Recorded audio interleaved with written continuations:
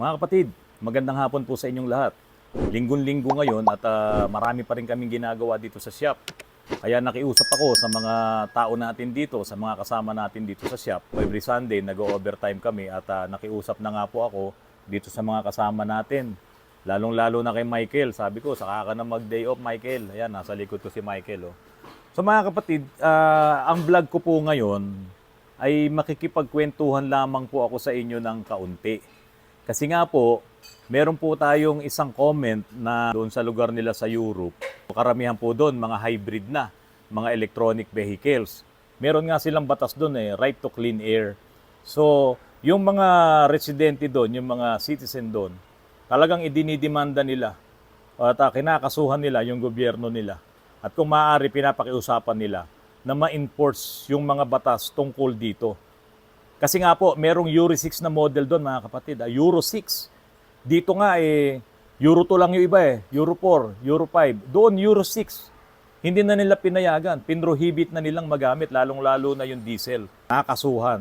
Kasi nga matindi yung emission ng particulate matter, saka yung mga lason. Matindi yung kanyang ini-emit. Mga kapatid, tatanungin ko po kayo, papayag po ba kayo na pagdating ng panahon ay mape-phase out na yung mga sasakyan na napapatakbo ng gasolina at ng diesel? Sa ibang bansa po kasi, lalong-lalo na sa Europe, sa Denmark, at sa iba pang mga lugar diyan sa European countries, mga kapatid, marami na pong mga sasakyan doon na petrol at diesel ang nape-phase out na. So ang ginagamit na po nila doon ay yung mga hybrid na sasakyan at mga electric vehicle at yung mga latest model ng mga sasakyan na Euro 6. At dahil sa tindi ng pollution na naidudulot nitong mga greenhouse gases na pagkasunduan nila, nagsama-sama po bawat bansa, nagkaroon sila ng conference sa Glasgow at napagkasunduan nila yung tinatawag na Climate Change Conference, United Nations Climate Change Conference. At maraming mga bansaan pumunta doon at pinag-aralan nila kung paano ipe-phase out ito pong petrol, diesel at fossil fuels sa bawat bansa na gumagamit nito. They wanted all new cars and vans not to emit any greenhouse gas at the tailpipe by 2035 in leading markets by 2040 globally. So yan yung gusto nila doon mga kapatid. At tinarget po nila doon mga kapatid yung mga cars and buses. So wala pa doon, hindi pa kasama yung mga heavy trucks, yung mga malalaking truck kasi siyempre napakalaki no para lagyan mo ng electric na motor. And eventually mga motorsiklo, nako damay po tayo mga kapatid, yung mararaming may mga motor diyan. So ini-encourage po ng mga bansa na wag na talagang bumili. Lalo na ngayon, may mga bansa po kasi na napapagana pa yung mga diesel saka mga gasoline, na gumagamit ng mga fuels na yan, yung mga sasakyan. Marami pang gumagamit ngayon, pero bawat bansa, maging ang Pilipinas, ay meron na rin tayong batas dyan, yung Evida Law, na ini-encourage na po tayo doon sa pagpapalit po ng sasakyan. Sabihin na natin ganon. From petrol, diesel, papunta po tayo sa electric vehicle or yung EV. Yung mga sasakyan na naka-electric vehicle, exempted daw po kayo sa sa color coding. Tapos bababa yung mga taxes, makakabili kayo, makakapag-import kayo ng mababa ang taxes. Tapos kung gusto nyong gawing pampasada yan, mababa rin po yung ibibigay ng mga taxes, saka bibigyan kayo talaga ng prangkisa kung ang mga gagamitin yung mga sasakyan ay mga electric vehicle. So doon sa batas natin, marami silang ginawa doon para ma-encourage yung ating mga kababayan na gumamit at bumili ng electric vehicle. Sa ibang bansa po mga kapatid, by year 2030, talaga pong may mga bansa po dyan na ititigil na nila yung pagre-rehistro ng mga bagong sasakyan na hindi siya electric vehicle. At sa Singapore po, 2025, ganun na ang mangyayari. Ititigil na nila. So by 2025, lahat na lang ng marirehistro na sasakyan sa Singapore ay yung mga electric vehicle na. So paano yung mga inabot pa ng mga gasoline at diesel engine ay phase out na sila sa 2030. Pero mga kapatid, nakakabahala po kasi yung mga ibang kababayan natin, hindi nila alam na merong ganito. So ngayon mga kapatid, tatanungin ko kayo, kung bibili kayo ng sasakyan ngayon, ano po ang gusto nyong sasakyan na bibilin? Halimbawa, meron kayong 2.5 million o 2 million, anong bibilin mong sasakyan? Dahil pangarap mo yan eh. Di ba? Kung ako po sa inyo, dahil ito po ay batas na, itong international law na to, pagdating sa climate change, no? Pagdating sa pagbaban ng petrol at ng diesel fuels sa paggamit sa mga sasakyan, batas na po yan. Wala tayong magagawa dyan. Kaya kung bibili po kayo ng sasakyan, ang bilhin nyo na po yung mga hybrid. Kasi 2023, may 7 years pa tayo. Come 2030. So yung 7 years na yun, kung bibili ka ng sasakyan ngayon, after 5 years, kung hulugan yan, tapos mo na. Okay? Tapos yung 2 years mo, kung hindi naman hybrid yan, di ba? Okay, magagamit mo pa yan. Pero ito na, maglalabasan na yan yung mga news dyan na sa Denmark, sa US, sa California. Ngayon pa lang po sa California, karamihan po doon ang ginagamit na nga ay mga electronic vehicle, saka mga hybrid. Kaya may mga bansa po, lalong-lalo na sa Germany, mga kapatid, yung mga citizen, idinimanda nila yung gobyerno nila. At sa pagdemanda ng gobyerno nila, kasi nga po, napatunayan, nanalo sila na hindi po naging mahigpit yung gobyerno sa pagpapatupad nung emission na law nila. Na talagang nagbubuga pa rin ng lason yung mga sasakyan na ginagamit doon. Ang problema, itong mga citizen, sabi nila, karapatan naman namin na lumanghap ng malinis na hangin. Kasi nga may batas na doon sa kanila. So mga kapatid, ito po ang kwento eh. Ako po may lumang sasakyan din at paboritong-paborito ko yun. 2004 na BMW. Kaya lang, kahit na anong gawin kong pagtatago sa kanya, at meron din po tayong Mini Cooper na luman-luma na, no, yung Rover. Kahit na anong gawin kong pagkikip dito, kung sasabihin ng batas na hindi na yan pwedeng tumakbo sa kalsada dahil ban na siya, wala na tayong magagawa. Kaya nga po mga kapatid, yung mga hindi sumama sa modernization ng PUJ, yung Public Utility Jeep, di ba, modernize sila. Iba nagwewelga, hindi kami sasali dyan, mahal yung bago nyo, mahal yung mga bagong jeep na gusto nyong bili namin. Iba hindi sumama. So hindi naman sila na pahinto. Pero yung mga sumama, di nakabili sila ng mga modern na jeep. Paano yan? 2030, kasama sila sa may phase out. Kasama sila sa pipigilin ng international law na dumaan sa mga kalye dahil nagbubuga sila ng lason. Mga kapatid, dito sa atin sa Pilipinas, hindi ko lang alam kung gaano kabilis may implement to. Kasi hindi kasama sa mga pumirma doon sa Glasgow Conference ang Pilipinas. Ang US at ang Japan, hindi sila kasamang pumirma. Pero doon sa mga succeeding na conference nila at mga pagmi-meeting, nakasama na doon yung US at yung Japan. Na nakiisa na rin sila doon nga sa paglalayo nila na iban na ang petrol at saka yung diesel fossils fuel na ginagamit sa mga sasakyan natin. Ngayon sa Pilipinas, hindi natin alam kung kailan yan may implement. At siyempre dahil sa mahirap na bansa lang tayo, malaking effect po talaga sa mga maliliit na tao na wala namang pambili ng bagong sasakyan yung batas na ito. Pero ito, wala tayong magagawa. Pambuong mundo itong batas na to eh. Climate change to eh. Di ba? Karapatan naman din namin na mga matatanda, tulad ko, 55 years old, karapatan din naman namin na makalanghap ng malinis na hangin. Di ba mga kapatid? Kasi ito po, mga kapatid, ngayon ko lang din po sasabihin sa inyo to. Mula nung naimbento ang sasakyan ni Ford, kung si Ford nga po, si Henry Ford nga po ang nakaimbento ng sasakyan. At yan ay gumulong-gulong na sa ating mga kalsada. Nalagyan na yan ng gasolina, nalagyan na yan ng diesel at kung ano man yung fuel na ginamit. Lahat yan ay nag-i-emit ng lason. Lumalabas dun sa tambutso lason.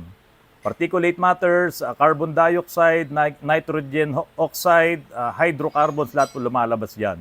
Tapos ginawa ng paraan Dahil nga nung 1960 something, no? 1960s, talaga nakita na nila yan, yung mga problema diyan.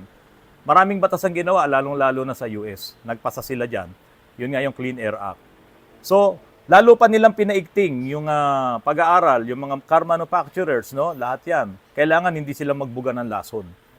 Pero, yun nga, na-develop yung EGR, na-develop yung kung ano-ano, yung mga catalytic converter na yan, pati yung gas natin, dating leaded, naging unleaded, di ba? Tapos nagkaroon ng biofuels, lahat yan, lumabas yan. Tapos ngayon, mas modelo na yung kanilang mga EGR. Ito namang Crosswind, sablay talaga yung EGR nito eh. Sinasabi ko po talaga yan. Kasi sa halip na makontrol yung soot, yung particulate matters, napakaitim talaga na usok. Kaya pag nakita ng ASBO yan, bagsak talaga eh. Bakit? Ang lakas ng nilalabas niyang usok. Tapos ginawa nilang Euro 2, nilagyan nila ng ng kapatid ng EGR, nilagyan nila ng catalytic converter, ganun pa rin, mausok pa rin. Tapos dito na, dumating na yung mga bagong engine ngayon na may diesel particulate filter, may selective catalytic reduction, yung para doon sa nitrogen oxide, di ba? Nandiyan na yan. Pero mga kapatid, isa ang malaking tanong doon. Bakit gusto nilang maging electronic vehicle pa rin? At ang matindi doon, yung electronic vehicle na yan, hindi pang isang bansa lang, pang buong mundo. Yung kagustuhan nila na maging electronic vehicle ang ating gagamitin. At aalisin pa nga yung hybrid eh. Kasi nga ibabawal nila yan. So magiging electronic vehicles na lahat. Bakit? Hindi pa ba tama itong ginawa nila, itong huli? Hindi pa ba tama itong may mga diesel particulate filter na yan? Hindi pa ba tama yung ginawa ni Euro 4, ni Euro 5, ni Euro 6, o Euro 7? O baka yung electric vehicle doon na sa Euro 7. Hindi pa po ba tama yun? Kulang pa po ba yun para makontrol yung lason? Siyempre, nasagot na yan. No? I therefore conclude, mga kapatid, na lahat ng ginawa nila na yan, hindi pa yan pasado. Bagsak pa rin yan, kaya po ang ating nalalanghap na hangin ay may lason pa rin. Kaya ang gusto nila ay electric vehicle. Kaya bawat bansa, may mga package sila dyan. Kasi ang gusto nila, lahat tayo makatransfer doon sa electric vehicle. Kasi lahat ng mga sasakyan na to na nasa likod ko, naglalabas yan ng lason. Lalong-lalo na yung mga mas luma pa. At lalong-lalo na yung hindi naiintindihan yung paggamit ng tamang langis. At lalong-lalo na sa mga katulad nating mga maliliit na bansa, na kahit mahina na yung kondisyon or hindi na maganda yung kondisyon ng makina ng sasakyan nila, ginagamit pa. Lahat ng usok inilalabas, lahat ng lason sumasama doon. Mga kapatid, matindi yung lason na inilalabas ng mga sasakyan na to. Pero bakit ako nandito? Bakit narito si Autorads? Matindi pala bakit ka nandyan sa mga likod mo naglalabas ng lason yan? Kasi kapatid, kailangan matono natin to. Mabawasan man lang natin yung malaking lason, yung maraming lason na inilalabas nila. Kaya nga po mga kapatid 2030 magsisimula na sa ibang mga bansa yung pag-phase out or pag-ban ng pagre-rehistro ng mga bagong sasakyan na hindi electric vehicle. At sa ibang bansa rin, talaga pong hindi na nila patatakbuhin yung mga gumagamit ng fossil fuels na yan, yung petrol, saka yung diesel engine ng mga vehicle, hindi na nila yung patatakbuhin sa kanilang mga kalsada. Talagang ibinawal na nila, nakaban na doon sa kanila yan, hindi na po tumatakbo. Dito po sa Pilipinas, mangyayari yan, wala tayong magagawa, inevitable. Sabi nga, hindi natin yan mapipigil. Pero mga kapatid, kaya nga ang sabi ko sa inyo, kung meron kang 2.5 million, anong bibilin mo sa sasakyan? Di ba? Anong bibilin mo? Bibili ka ba nung hybrid? Electric vehicle, or bibili ka ng mga modelong sasakyan ngayon na hindi naman sa hybrid at hindi sa electric vehicle, na ang halaga ay pinakamababa 1 milyon. Tapos susunod, 2 milyon, 3 milyon. O yun na, yung mga may GDI engines na yan, gumagamit ng di gasolina, turbo. O sige, GDI. Pagdating ng 2030, ano na siya? Di ba? Pa-phase out na siya. At ang matindi dyan, mga kapatid, yung mga OEM manufacturers, yung mga gumagawa ng mga pyesa, di ba? Magda-divert na sila doon Ang focus nila nandun na sa sapat, doon sa pupuntahan ng industry ng mga gumagawa ng sasakyan. Kasi nga magiging electronic vehicle na yan So doon na yung punta nila.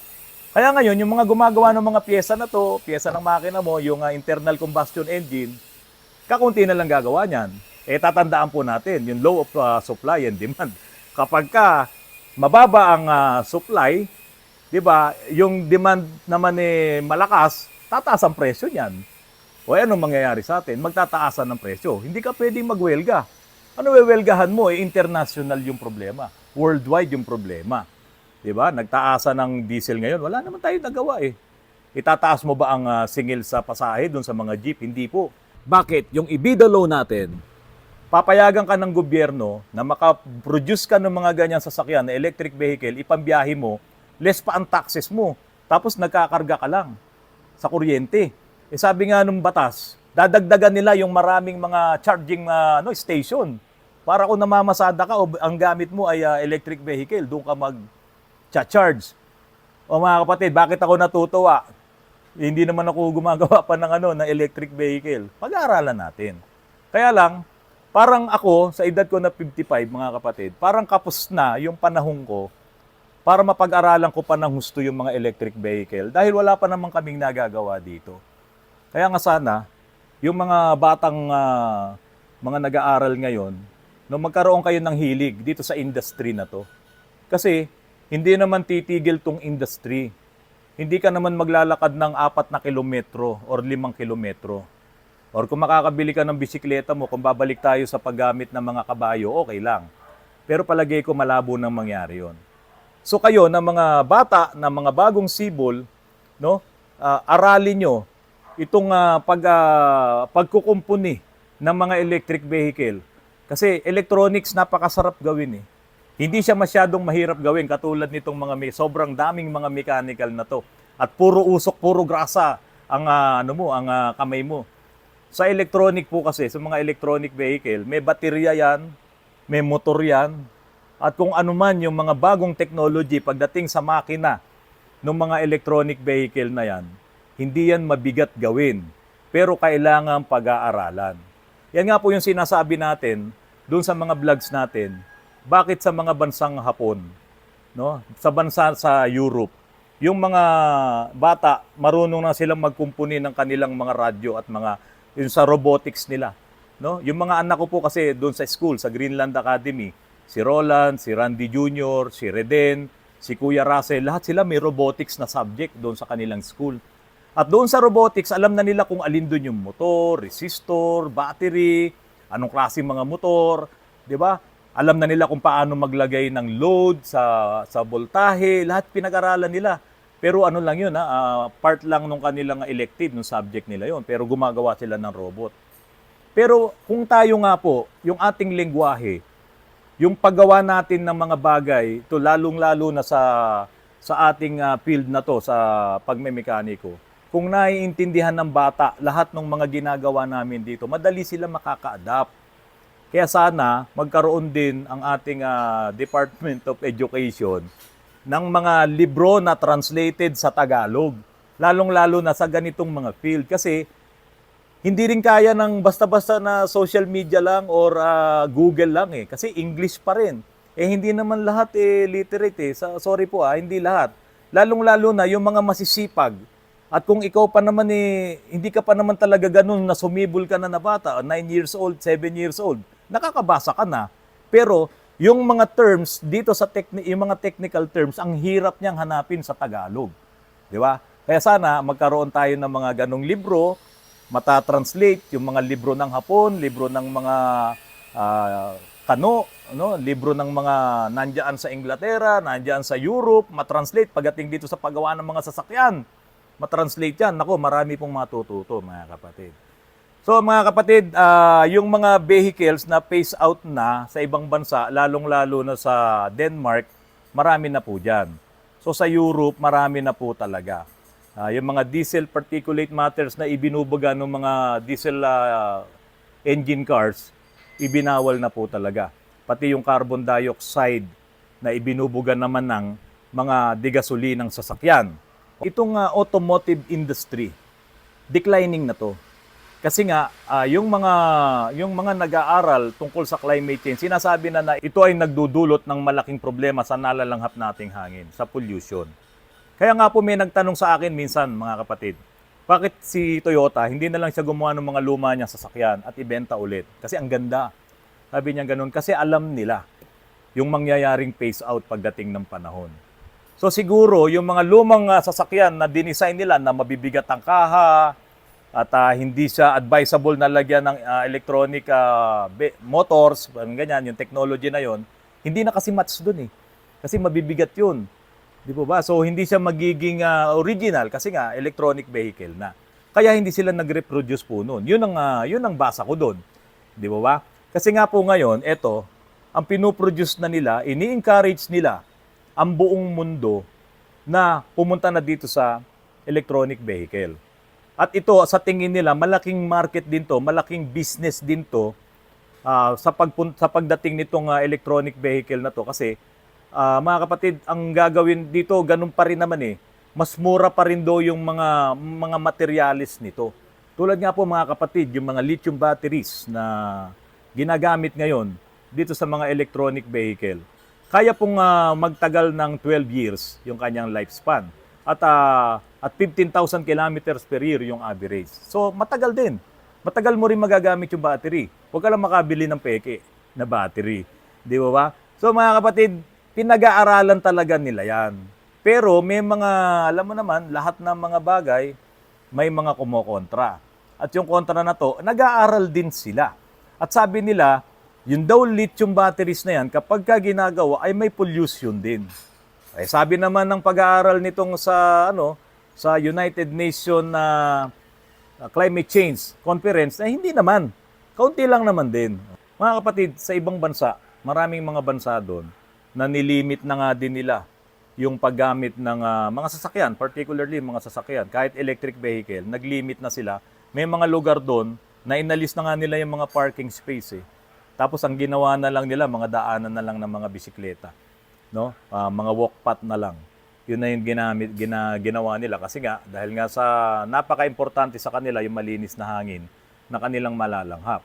Pero siyempre, ang pwedeng gamitin lang na sasakyan doon sa lugar nila ay yung mga electric vehicle. Saka mga kapatid, doon sa mga lugar, doon sa mga bansa na yan na nababanggit ko kanina, meron doon mga cities, no, mga bayan na meron talagang sticker na nakalagay doon na low emission zones. Ganun sila kahigpit po doon sa mga bansa na yon. Mga kapatid, ipapakita ko sa inyo yung mga bansa na pumayag sila na magkaroon sila ng 100% sales ng mga zero emissions. Yan po yung may mga kulay nitong mapa na to. At mapapansin nyo po, yung Pilipinas, napakaliit, wala siyang kulay. Kasi nga po mga kapatid, naghihintay lang din naman tayo. Hindi tayo mayamang bansa. At alam nyo naman dito sa Pilipinas, maraming usapan pa yan. Pero wala tayong magagawa. Ito ay batas, pang buong mundo. Kung hindi natin to tutulungan, kung hindi tayo makikiisa dito, tayo naman ang lalanghap ng lason eh. Kung lahat ng mga sasakyan na tatakbo dito sa Pilipinas ay nagbubuga ng lason, mapabago or mapaluma, wala talagang tatagal na buhay dito. Kaya nga mga kapatid, baka nga pag nangyari ito, come 2030, 35, kasi may mga ibang bansa na 2050 pa sila, totally hihinto sa paggagamit ng mga petrol at diesel fuels, 2050 pa sila hihinto. Baka nga magiging malaki ang problema nila. Kasama yata ang Pilipinas dun sa 2050, mga kapatid. Pero yung iba, 2025, Singapore, kasama na sila sa pag-ban ng petrol saka diesel. Yung iba, 2030. Tapos merong 2035, merong 2040, 2045. So mga kapatid, maganda po ito. At sana po, makita nyo po yung plano ng gobyerno doon sa ating EBITDA law. Ito po ay malaking tulong. Ngayon, kami naman po mga kapatid, dito si Autorans. Hanggat napapakinabangan nyo pa po yung mga sasakyan nyo. Ayan, yung mga Crosswind, Pajero, nasa kabila ko ay Pajero din. May Patrol, may mga Mazda doon, Toyota. Marami, halos lahat ng models ng sasakyan, brands nandito. Aalagaan namin yan, gagawin namin yan, pati tinuin namin yan. Ang habol namin mga kapatid, hanggat hindi pa dumarating yung ban na yan sa petrol saka sa gasoline engine na mapatakbo natin dito, ikondisyon natin para mabawasan yung pagbubuga ng usok. Mga kapatid, ito pa po ang isa. nung naglabasan habang humihigpit yung emission, habang humihigpit ang mga gobyerno, no, sa pagtalakay sa climate change. At itong mga bagong modelong sasakyan, nagkaroon sila ng problema diyan sa tinatawag na oil dilution at yung LSPI, low speed pre-ignition. Nung nagkaroon sila ng problema diyan, nakagawa sila ng magandang langis na nagpapababa ng production ng carbon or ng soot. Nakagawa pala ng magandang langis. Dapat itong langis na to ang gamitin na natin doon sa mga makina na dinevelop ngayon hanggang pababa. Kasi maganda nga siya at wala naman po silang sinabi na hindi to pwedeng gamitin. So maganda kung magagamit natin yung hindi masyadong nagpo-produce ng sulfur, ng sulfated ash, no, phosphorus, yan ang gamitin natin, low SAPs. Unang-una kaya nga nila dinevelop yung langis na yun, mga kapatid. Alam nyo ba kung bakit? Kasi yung mga langis na nauna doon, pwede daw sumira ng DPF, Diesel Particulate Filter. Nakakasira daw yun. Kaya nag-develop sila ng bagong langis. Tapos makakatulong din yun doon sa low speed pre-ignition. Calcium down, magnesium up. O, tingnan nyo mga kapatid. Meron palang langis na pwedeng maimbento. Ba't hindi nila sabihin, huwag nyo nang gamitin yung mga langis na na-exceed. Kasi ito gamitin nyo, makakabawas ng production ng particulate matters. O, di ba? So yun mga kapatid, sana po makatulong sa inyo bago kayo bumili ngayon ng inyong brand new na sasakyan. Ang maipapayo ko po, mag-hybrid na kayo. O kaya electric vehicle na. Kasi come 2025 or 2030, 2035, lahat ng mga sasakyan na nasa likod ko na to, hindi mo na yan mapapatakbo sa kalsada. Ibabawal na po talaga yan.